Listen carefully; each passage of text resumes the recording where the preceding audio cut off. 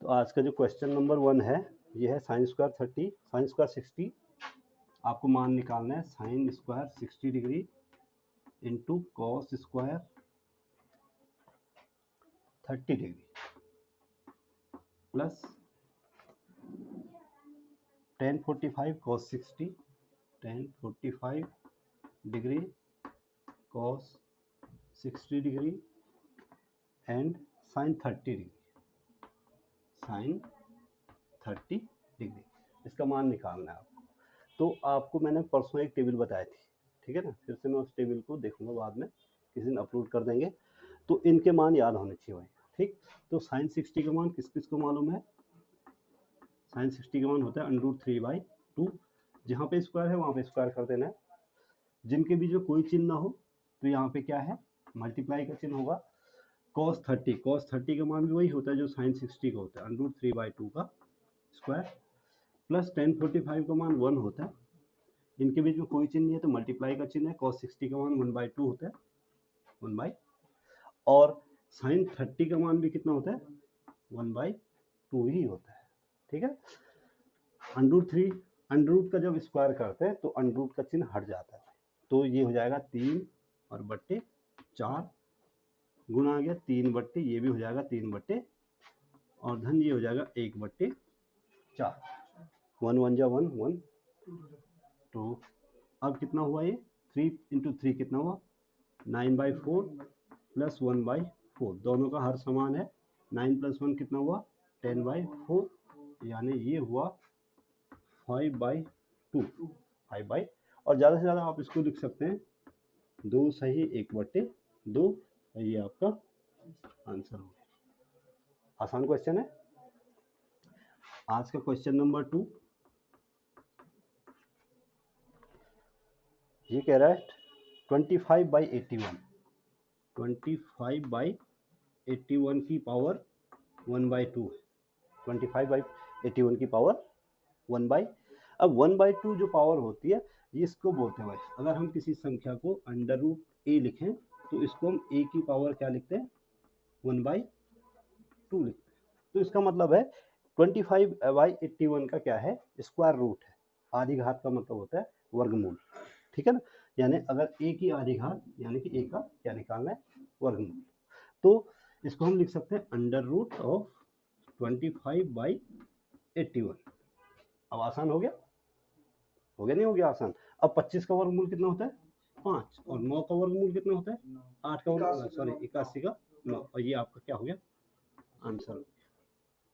Simple.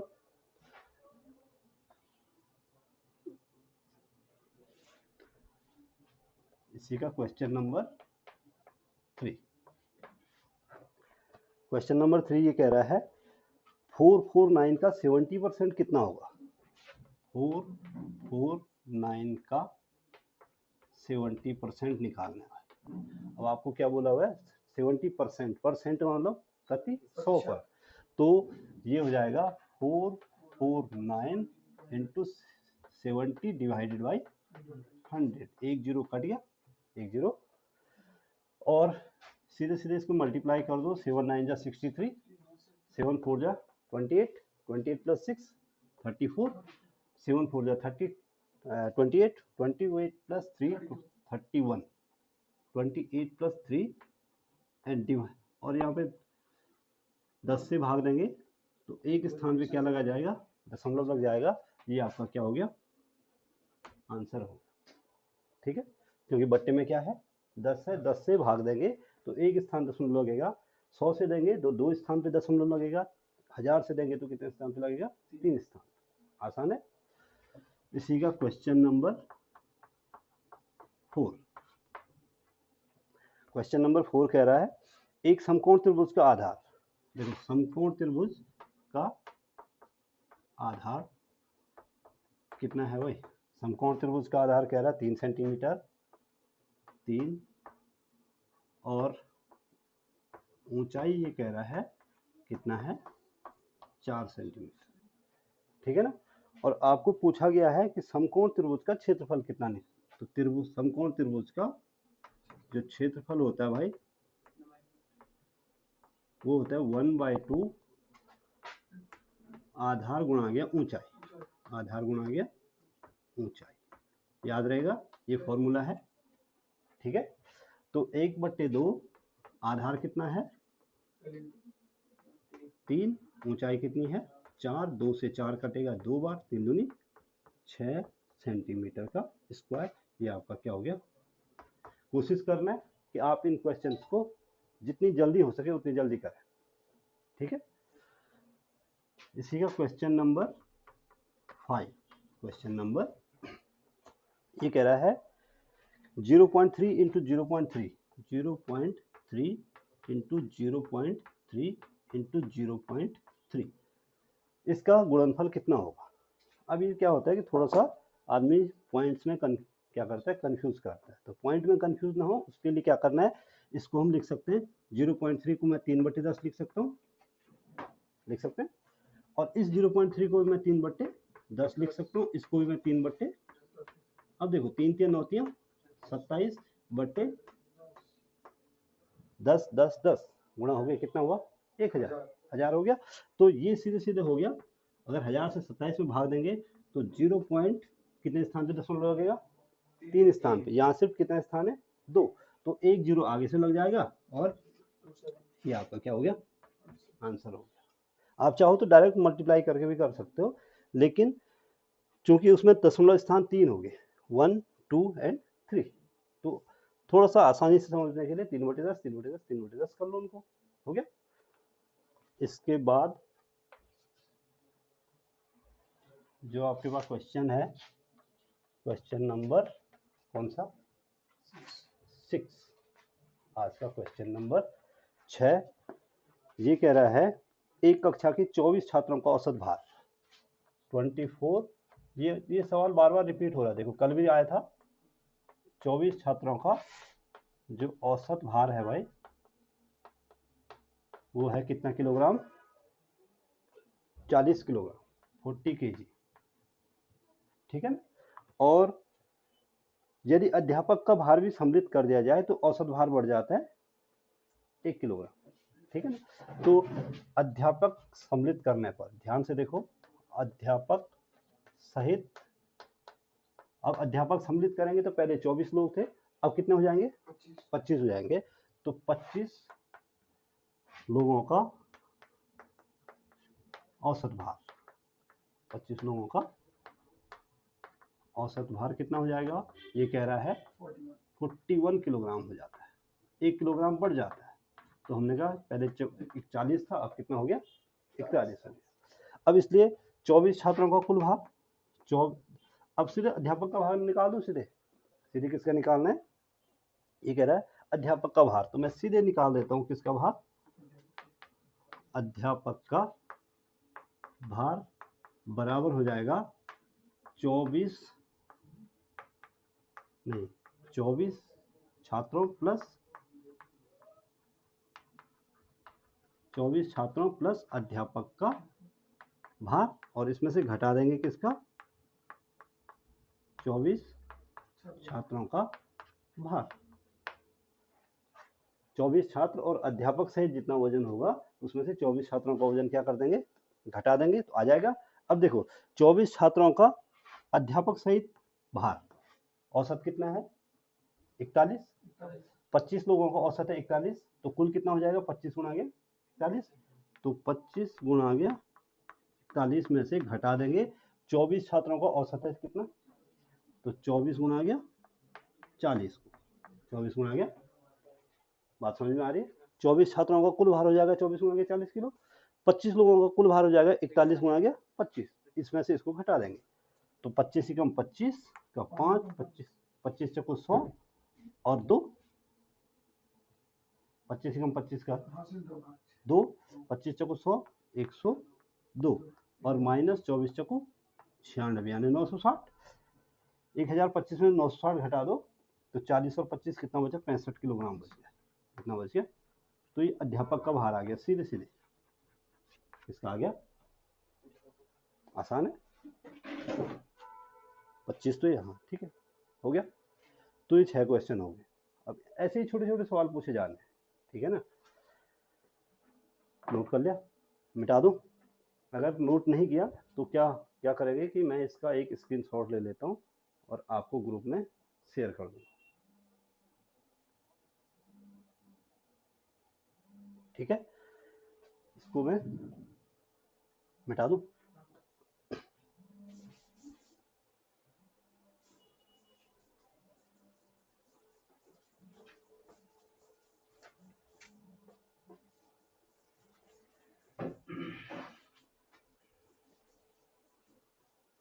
अब थोड़ा और आगे बढ़ते हैं।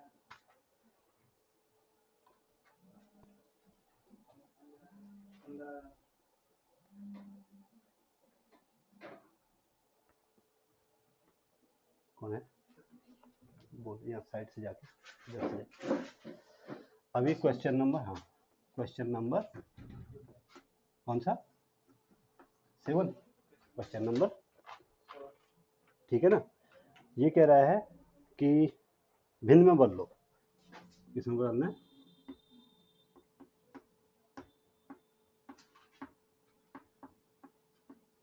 भिन्न में बदलना है भाई, ठीक है ना।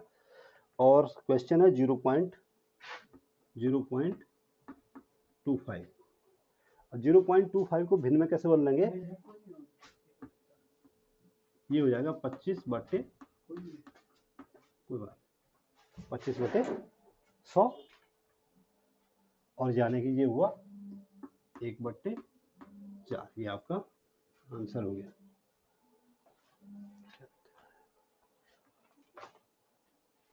हाँ थोड़ी देर में फोन कर मेरे को, मैं अपना कर देते को फोन, अभी रुक। ये हो गया 1/4, ठीक है ना। अभी क्वेश्चन नंबर कौन सा आएगा, क्वेश्चन नंबर 8, थोड़ा स्पीड से नोट करो, ठीक है ना। 15 मिनट 1 घंटे का कितना % होता है, 15 मिनट, ध्यान दो, 15 मिनट माना 1 घंटे का, माना 1 घंटे का कितना % होता है, उसने कहा कितना % होता है, हमने कहा कितना % होता है, x%, मालूम नहीं हमको, तो इसलिए 1 घंटे का x%, इसलिए 1 घंटे का x% कितना हो जाएगा, 15 मिनट हो जाएगा। अब 1 घंटे में कितना होता है, 60 मिनट, 60 मिनट होते हैं, और इसका x%, 60 गुणा के x/100 बराबर कितना हो गया, 15, आसान हो गया।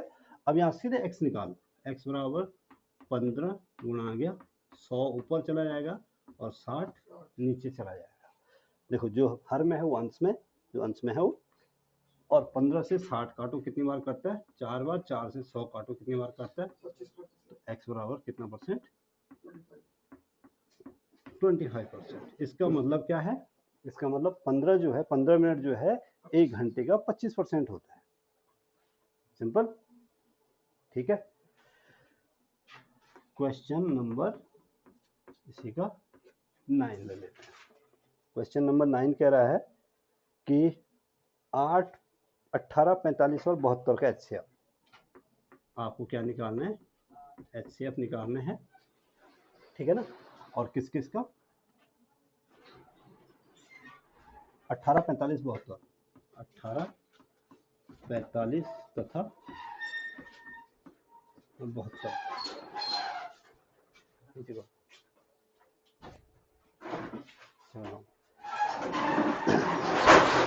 18, 45 और 72 का क्या निकालना है,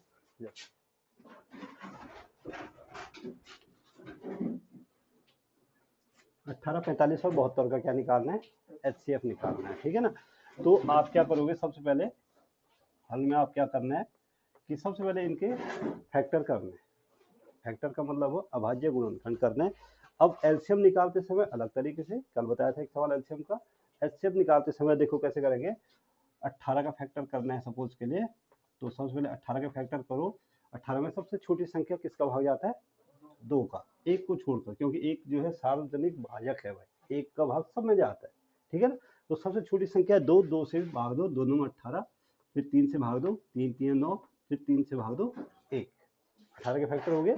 18 के बाद क्या है, 45 के फैक्टर करो, किसका भाग जाएगा, 3 का जाएगा 15 बार, फिर 3 का जाएगा 5 बार, फिर 5 का जाएगा 1 बार। ध्यान रहे फैक्टर करते समय हमेशा छोटी संख्या से भाग देना शुरू करना है, उसके बाद बड़ी संख्या की ओर जाना है, ठीक है ना। और उसके बाद लास्ट क्या है, 72, 72 में किसका भाग जा सकता है, 2 का। जिस संख्या, देखो ध्यान दो, जिन संख्याओं के अंत में 0 हो, 2 हो, 4 हो, 6 हो, 8 हो, वो हमेशा 2 से भाग, उनमें 2 से भाग जाएगा। जिन संख्याओं के अंत में 0 हो या 5 हो, 0 या उनमें हमेशा 5 का भाग जाएगा, ठीक है। अब 72 में 2 का भाग 2 कितनी बार आया, 36 बार, फिर 2 का 2 18 बार, फिर 2 का 2 9 बार, फिर 3 का 2 3 बार, फिर 3 का 2, तब तक भाग देना है जब तक कि 1 ना आ जाए। अब देखो, इसलिए आप कह सकते हैं भाई 18 बराबर 2 3, 2 गुणा गया, ये 3 भी तो है यहाँ पे, 2 गुणा गया 3 गुणा गया 3, ठीक है। और 45 बराबर आप कह सकते हैं भाई 3 गुणा गया 3 गुणा गया 5, कह सकते हैं। और 72 बराबर आप कह सकते हैं 2 गुणा गया 2 गुणा गया 3, 2 गुणा गया 2 गुणा गया 2 गुणा गया 3, और गुणा गया कुछ नहीं, 2 दूनी 4, 4 दूनी 8, 1 3 यहाँ पे और आना चाहिए, ठीक है ना। और ये भी, अब ध्यान से देखो HCF कैसे निकलता है। HCF का मतलब है जो तीनों में कॉमन है, जो कि क्या हो, इसमें भी एक 3 है, इसमें भी एक 3 है, इसमें भी एक 3 है, और इसमें भी दूसरा 3 है, इसमें भी दूसरा 3 है, इसमें भी क्या है, तीनों में होना चाहिए। ध्यान दें, तीनों में, तब जाके, तो 3 3 कितना हुआ 9, ये आपका आंसर हो गया। नोट करते रहो साथ साथ, ठीक है। ये देखो ध्यान दो, ये क्लास लाइव भी है, ठीक है ना, इसको और लोग भी देख रहे हैं, इसलिए एक तो टाइम पे आओ, और दूसरा जब मैं बता रहा हूँ उसको नोट करते रहो, ठीक है। इसके बाद क्वेश्चन नंबर कौन सा आएगा, 10, क्वेश्चन नंबर 10। थोड़ा सा स्पीड बढ़ाओ ताकि आपके एक दिन में कम से कम 20 क्वेश्चन कम से कम हो, और वो अलग अलग टाइप के क्वेश्चन होंगे, किसी में HCF निकालना है, किसी में त्रिकोणमिति। अब क्वेश्चन नंबर 10 कह रहा है चतुर्भुज के चारों कोणों का योग। ध्यान रहे, चतुर्भुज के चारों कितना होता है का योग बराबर होता है 360 डिग्री। कितना होता है, 360 डिग्री होता है। और आपको एक चीज नोट करनी है यहाँ पे, जब मैं कह रहा हूँ चतुर्भुज के चारों कोणों का योग 360 डिग्री होती है, तो किसी भी बहुभुज के, अब चतुर्भुज की जगह वो आपको पूछ सकता है पंचभुज के कितने होते हैं, 6 भुज वालों के कितने होते हैं, 7 भुजा वालों के कितने हो सकते हैं। तो यहाँ पे एक चीज नोट करनी है कि किसी n भुजा वाले बहुभुज के, n भुजा वाले बहुभुज, अब n में 4 हो सकता है, 5 हो सकता है, 10 हो सकता है, 3 हो सकता है, ठीक है। बहुभुज के अंतःकोणों का योग, अंतःकोण मतलब जो अंदर बने होते हैं, ठीक है ना, अंतःकोणों का योग, इसके लिए ये फॉर्मूला है 2n माइनस समकोण, सॉरी 2n माइनस 4 समकोण, 2n माइनस। अब देखो चतुर्भुज में कितनी भुजाएं होती हैं, 4 भुजाएं, तो 4 रखो, 4 दूनी 8, 8 में से 4 गया, 4 समकोण, यानी समकोण में 90 डिग्री का कोण, 9 चौको 36, 360 डिग्री। 5 भुज वाले, अगर पूछा जाए कि पंचभुज के समस्त कोणों का योग कितना होता है, तो आप क्या करोगे, 2n यानी कि 5 दूनी 10, 10 में से 4 गया 6, तो 6 चौको 6 समकोण, यानी कि 6 9 54, तो 540 डिग्री। अगर पूछा जाए 10 भुजा वाले के लिए कितना होगा, तो 9 10 दूनी 20, 20 में से 4 गया 16 समकोण। तो अगर आपको ये फॉर्मूला याद रहेगा तो आपको कुछ रटने की आवश्यकता नहीं, ठीक है, याद रहेगा। हाँ, n भुजा वाले बहुपद के लिए बता रहा हूँ, n भुजा वाले कौन, हाँ जिसकी n भुजा हो। अब n का मान 2 3 भी हो सकता है, 4 में, अगर त्रिभुज लेंगे तो n का मान 3 हो गया, चतुर्भुज लेंगे 4 हो गया, पंचभुज लेंगे 5 हो गया, षष्ठभुज लेंगे 6 हो गया, ठीक है।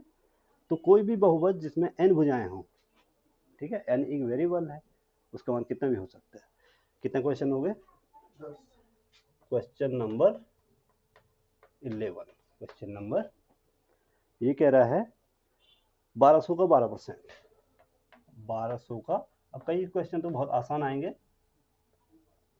कई क्वेश्चन तो 1200 का 12%, तो सीधे सीधे 1200 और का की जगह क्या रखना है, कॉमन है गुणा, और 12% का मतलब बट्टे में 100, 2 जीरो कट गए, 12 12 के कितना हुआ 144, ये आपका आंसर हो गया।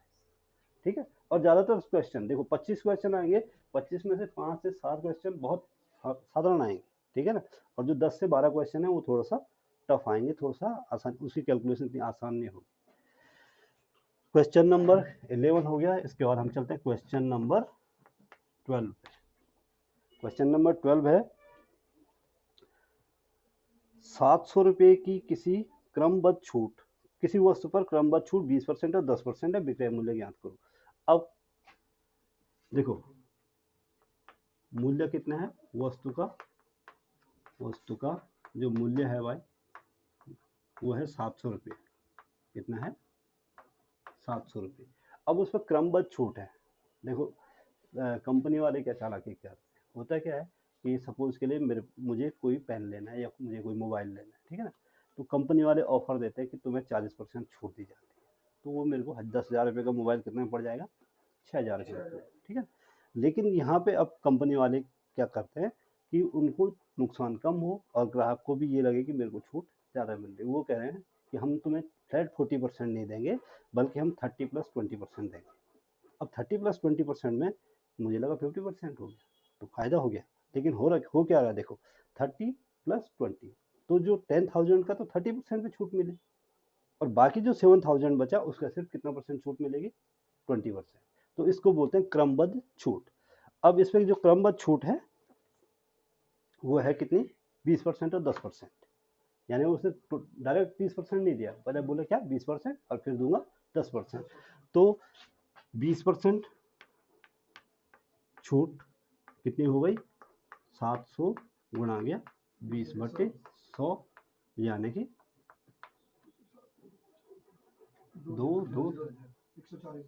140 रुपये की छूट तो ये मिली, ठीक है। अब 20% छूट के बाद मूल्य, 20% छूट के बाद जो वस्तु का मूल्य रह गया वो 700 में से 140 क्या कर दो, घटा दो, कितना बचे 560, 560 ही बचा, 560 बचा। और अब 10% छूट, 10% छूट, तो ये हुआ 560 का 10%, 560 गुणा गया 10/100, 56 रुपीज हुआ, कितना हुआ 56 रुपये हुआ। और इसलिए विक्रय मूल्य, अब जो वस्तु का विक्रय मूल्य हो जाएगा वो क्या हो जाएगा, 560 में से फिर से हमको क्या करना पड़ेगा, 56 रुपये घटाने पड़ेंगे, तो 504 रुपये में आपको वस्तु पड़ेगी, कितने में पड़ेगी 500। और जबकि वो अगर डायरेक्ट 700 बोलता है, इसमें डायरेक्ट बोलता है कि हम 30% छूट दे रहे हैं, तो उसको 7 या 21 यानी 210 का छूट देना पड़ता है, तब वस्तु 490 रुपये में पड़ती है, तब इसमें से 210 क्या करना पड़ता है, माइनस होता है, तो तब वस्तु 20% छूट दी, पहले 20% छूट दी तो जो सा निकला 700 पे 20% निकलेगा, उसको घटा देंगे, उसको क्या करना, उसके मूल्य में, उसके मूल्य में से अब बचा 560 रुपये, 560 का फिर 10%। कई बार क्या होता है कि इसके बाद तीसरा स्टेप भी बोलते हैं क्रमबद्ध छूट 2 बार 3 बार 4 बार भी देता है कई बार, तो जितना बचा उसका छूट होगा, ठीक है ना, ऐसा नहीं कि पहले 700 का 20% निकाला फिर 700 का 10%, ऐसे नहीं निकलेगा, ठीक है ना, कैसे निकलेगा, पहले 20% फिर उसको घटा दो, फिर 10% फिर उसको भी घटा दो, ठीक है, आ जाएगा, ठीक है। मैं इसका स्क्रीनशॉट भी इसका भी ले लेता हूँ एक है, इसका भी स्क्रीनशॉट मैं आपको ग्रुप में शेयर कर दूंगा इसको, ठीक, अगर जिसने नोट नहीं किया तो वो ग्रुप से कर लेना नोट, ठीक है। और अब हम मिटा दो मैं इसको, थोड़ा और आगे बढ़ते हैं क्योंकि अभी टाइम है, तो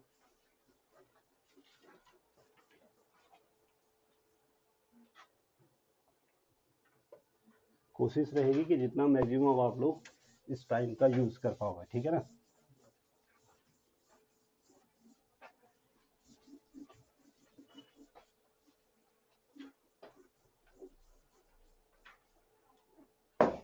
अभी कौन सा question? 13, question number 13। Question number 13 देखो, ये कह रहा है कि 25 टोकरी 35 दिन में बुनती हैं, 110 टोकरियां बुनने में कितना समय लगेगा? देखो 25 टोकरी बुनने में लगा समय, बुनने में लगा 25 टोकरियां बुनने में कितना समय लगता है भाई? 35 दिन। 35।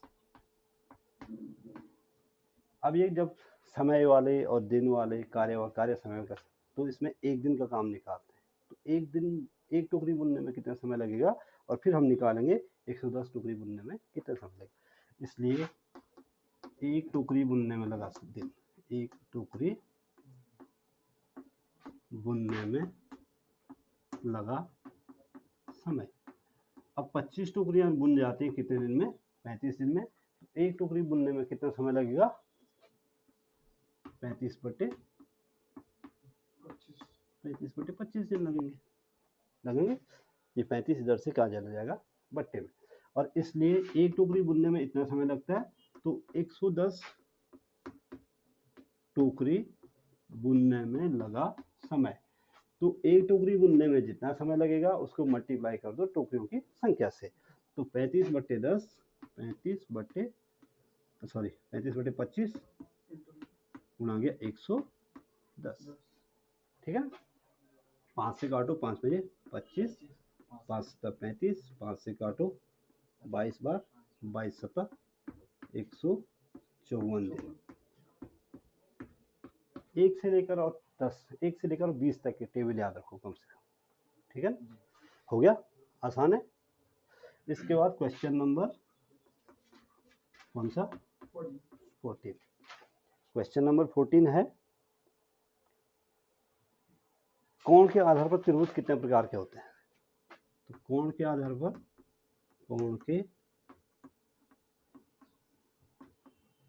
पर त्रिभुज 3 प्रकार के होते हैं।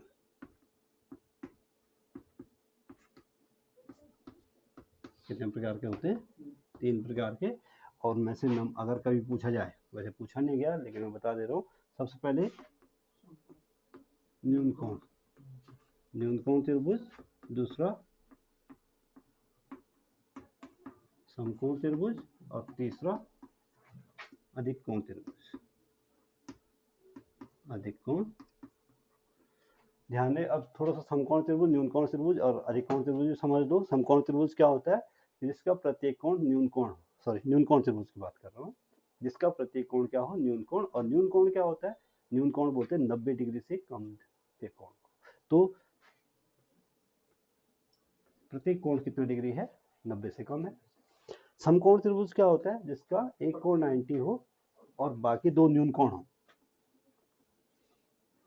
एक कोण क्या हो? 90, बाकी क्या होंगे इसके? बाकी न्यून कोण होंगे। ठीक है, क्योंकि त्रिभुज के तीनों कोणों का योग 180 डिग्री होता है। एक चीज और ध्यान रहो, त्रिभुज के तीनों कोणों का योग 180 डिग्री होता है, इसलिए एक कोण तो 90 हो गया, तो बाकी दो कोणों का योग कितना होगा? 90 होगा। 90 90 तभी 180 बनेगा। तो बाकी के दो कोणों, इन दो कोणों का योग कितना होगा? 90। तो 45 45 हो सकते हैं, 60 हो सकते हैं, 89 1 डिग्री भी हो सकता है। ठीक है ना, लेकिन 90 से बड़ा नहीं हो सकता। अधिक कोण त्रिभुज क्या होता है? कि उसका एक कोण क्या होता है? उसका एक कोण अधिक कोण यानी 90 डिग्री से ज्यादा होता है। एक कोण क्या होता है? और बाकी दो कोण न्यून कोण होते हैं। ये 90 से बड़ा है, ये कोण क्या है? 90 से बड़ा है। ठीक है ना, ग्रेटर देन, ये ग्रेटर देन का चिन्ह है। ग्रेटर देन का मतलब बड़ा है 90 से, यानी अधिक कोण है। और 180 से नीचे वाले कोण को क्या बोलते हैं? अधिक कोण। ठीक, इसके बाद ये वाली एक्सरसाइज तो खत्म हो गई, आगे चल लेते हैं। क्वेश्चन, कितने क्वेश्चन हो गए? 14। Question number 15। इसी क्वेश्चन नंबर 15 कह रहा है कि आप मान निकालो। क्या निकालो? 5 × 5 × 14 प्लस 17, 14 प्लस 17। अब ध्यान दो, आपको BODMAS रूल मालूम होगा सबको, मालूम है सबको बोर्ड। तो ब्रैकेट ऑर्डर है, सबसे पहले ब्रैकेट ऑर्डर है। तो ब्रैकेट ऑर्डर सिर्फ एक ब्रैकेट है, तो सबसे पहले रूल किस में लगेगा, ब्रैकेट के अंदर में। तो ये हो जाएगा 5 गुणा आ गया 14 और 17 को जोड़ो कितना हुआ, 31 हो गया, 31 हुआ। और 31 को अब ब्रैकेट लगाने की जरूरत नहीं है क्योंकि सिंगल उसमें आ गया, ठीक है। तो 5 कम 5, 5 दिया, ये आपका क्या हो गया आंसर। हाँ मैं बता देता हूँ, अभी एक साइड से आने दो। क्वेश्चन नंबर 16, क्वेश्चन नंबर 16, ठीक है। क्वेश्चन नंबर 16 देखो, ये कह रहा है औसत निकालो। औसत आपको निकालने हैं, और जो संख्याएं दी होती है उनको पद बोलते हैं, उनको क्या बोलते हैं, पद या आंकड़े बोलते हैं। और ये दे रखा है कितना, 5, 10, 30, 45, 5, 10, 30 और इनका औसत निकालना। अब थोड़ा सा ध्यान रखो, जो फॉर्मूले हैं ये फॉर्मूला है भाई, ठीक है ना, इसमें मैं एस्टेरिस्क लगा रहा हूँ। तो ये होता है पदों का योग बटे पदों की संख्या। अब पदों का योग यानी इन सबको जोड़ दो, 5, 10, 30 और पदों की संख्या कितनी है, 1, 2, 3, 4, 4 ही है। तो कितना हुआ,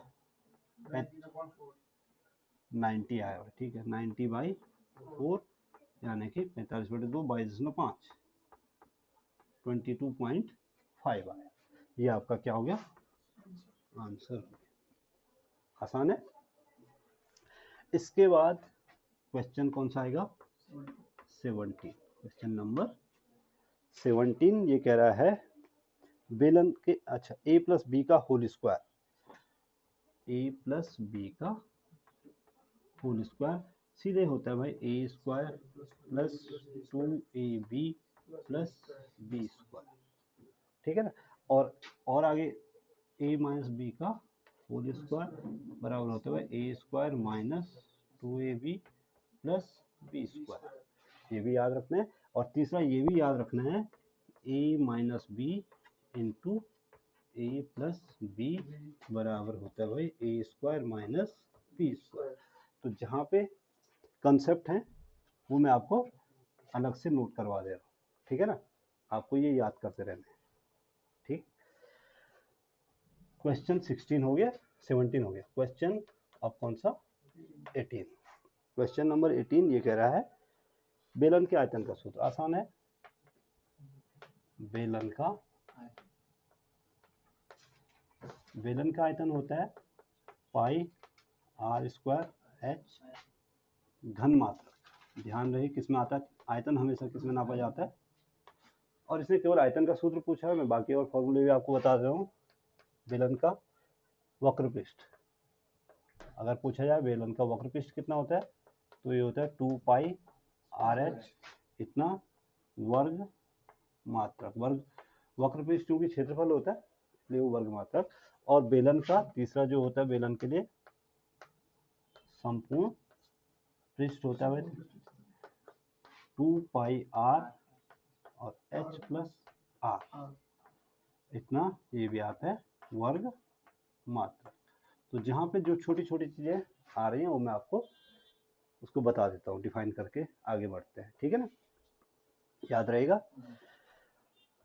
क्वेश्चन नंबर 19, क्वेश्चन नंबर 19। ये कह रहा है, अभी कह रहा है चतुर्भुज के चारों कोणों का योग कितना होता है, अभी हमने बताया लास्ट में 360 डिग्री होता है। अब ये कह रहा है त्रिभुज के तीनों कोणों का योग, त्रिभुज के तीनों कोणों का योग या अंतःकोणों का योग एक ही बात है भाई, ठीक है। त्रिभुज के अंतःकोणों का योग कितना होता है, आप लोगों को पता है 180 होता है। और अगर आपको पता नहीं है 180 होता है तो मैंने बताया 2n माइनस 4 समकोण, तो 2 इंटू एन की जगह 3 आ जाएगा। त्रिभुज की 3 भुजाएं होती है, तो 3 2 जा 6, 6 माइनस 4 कितना हुआ टू दो समकोण यानी कि 2 गुणा आ गया 90 डिग्री, यानी कितना हुआ 180। क्वेश्चन नंबर 20, क्वेश्चन नंबर, और क्वेश्चन नंबर 20 है समकोण कितने अंश का होता है। अब उसने पूछा हुआ है तो हम बता देते हैं समकोण कितना होता है, 90 डिग्री का होता है। ठीक है, ये तो आप लोगों को इसी के आगे क्वेश्चन 21 भी देख लेते हैं, जगह है यहाँ पे हमारे पास। ये कह रहा है x square plus 6x plus 5, x square plus 6x plus 5 का क्या करना है, गुणनखंड करना है। क्या करना है, अब गुणनखंड करना थोड़ा सा आना चाहिए आप लोगों को, ठीक है ना। तो क्या होता है कि सबसे पहले आपको अगर कहीं पे मध्य पद तोड़कर गुणनखंड करना है तो उसका सबसे पहले आपको क्या देखना है, अंतिम पद देखो कि क्या है, 5 है, ठीक है ना। 5 के गुणनखंड जिनको जोड़ के या घटा के कितने किसके बराबर, x के गुणांक के बराबर आने चाहिए, x के बराबर नहीं बल्कि x के गुणांक के बराबर। अब यहाँ पे x का गुणांक कितना है, 6। इसके साथ आपको सबसे इंपॉर्टेंट चीज जो मैं बता रहा हूँ वो ये है कि इस चिन्ह को ध्यान रखना है, 5 का चिन्ह यहाँ पे क्या है, तो 5 के ऐसे गुणनखंड जिनको जोड़ के 6 आए। अगर यहाँ पे माइनस होता, ध्यान से सुनो, यहाँ पे माइनस होता तो 5 के गुणनखंड जिनको घटा के कितना हो, 6 आए, तब निकलना। तो कब जोड़कर और कब घटाकर, बात क्लियर हो गई। कब जोड़कर कब, जब अंतिम चिन्ह क्या हो, प्लस हो, और घटाकर कब, जब अंतिम चिन्ह माइनस हो। तो यहाँ पे 5 के गुणनखंड होते हैं भाई 5 कम 5, और 5 में 1 जोड़ेंगे कितना आएगा, 6। तो ये आसानी से हो जाएगा एक्स स्क्वायर प्लस इसके 6 की जगह क्या लिखेंगे, 5 प्लस 1x प्लस 5, ये हो जाएगा x square plus 5x, 1x को x ही लिख सकते हैं सीधे, ठीक है ना। और यहाँ से इन दोनों में से सिर्फ x कॉमन बचेगा, क्या देखो, एक्स स्क्वायर में से x कॉमन आएगा, x बचेगा, और 5x में से x कॉमन आएगा। इन दोनों में x और 5 में कुछ भी कॉमन नहीं है तो क्या कॉमन मानेंगे, 1। देखो 1 क्या है, यूनिवर्सल डिवाइजर है जिसका किसी में भी भाग दे सकते हैं। तो x में 1 का भाग देंगे x ही आएगा, 5 में 1 का भाग देंगे तो जहां पे कुछ भी कॉमन ना आए वहां पे क्या आएगा, 1 कॉमन आएगा। तो यहाँ पे बचा x प्लस 5। और ध्यान रहे अगर कॉमन लेने के बाद इन दो कोष्टकों में समान चीज आनी चाहिए, तभी वो कॉमन आएगा। अगर समान चीज नहीं आई इसका मतलब आपने कहीं पे क्या कर दिया है, गलत कर दिया है, ठीक है। तो यहाँ पे दोनों कोष्टक में समान चीज आ रही है, तो फिर से उस x प्लस 5 को क्या ले लेंगे, कॉमन, और यहाँ पे बचेगा x और यहाँ पे बचेगा 1। ये कॉमन आ गया, दोनों में ये कॉमन है, ये बाहर आ गया, यहाँ पे बचा x और यहाँ पे बचा प्लस 1। ये तुम्हारा क्या हो गया, आंसर।